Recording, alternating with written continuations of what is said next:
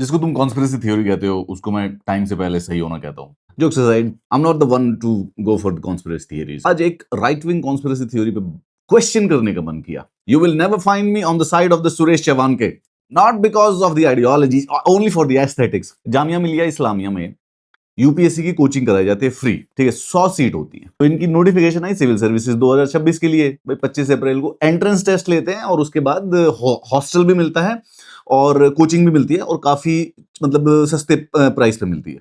अब यहाँ पे मुद्दा ये है कि जो ये जामिया मिलिया में कोचिंग होती है, इसके अंदर माइनॉरिटीज के लड़के और लड़कियां दोनों एलिजिबल होते हैं, एससी एसटी के लड़के और लड़कियां दोनों एलिजिबल होती हैं, और विमेन लड़कियां जो हैं वो जनरल कैटेगरी की, ओबीसी की सारी minorities, all the women are basically eligible. So only student who is not eligible is the OBC male candidate and the general category male candidate।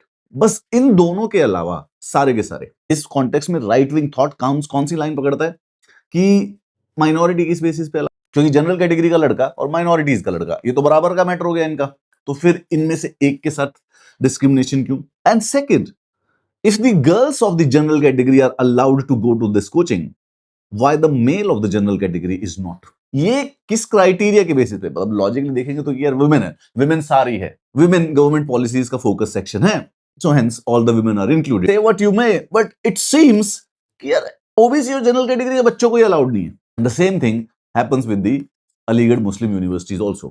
वो भी यूपीएससी की ऐसे सब्सिडाइज कोचिंग करवाते हैं, and guess what, minorities के लड़का लड़की allowed है, एससी एसटी के लड़का लड़की अलाउड है, विमेन अलाउड है जनरल कैटेगरी की और ओबीसी की।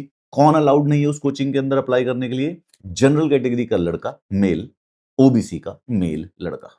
और अभी भी अगर आप नहीं मानने को तैयार हैं तो ईडब्ल्यूएस वाला बच्चा क्यों एलिजिबल नहीं है?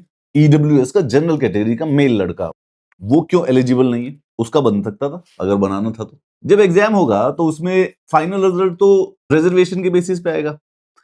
सो जब फाइनल रिजल्ट ऑफिशियली पहले से ही रिजर्वेशन के बेसिस पे आना है, इसका मतलब अन्याय नहीं हो सकता है किसी के साथ भी। Then why? So this is so this thing कि ईडब्ल्यूएस वाला जनरल कैटेगरी भी इस चीज के लिए एलिजिबल नहीं है। वेयरएज जो रेजिडेंशियल कोचिंग है जामिया मिलिया की, this is funded by the UGC, government fund करती है इसको। So on what basis? I am just asking question here, I am trying to understand it.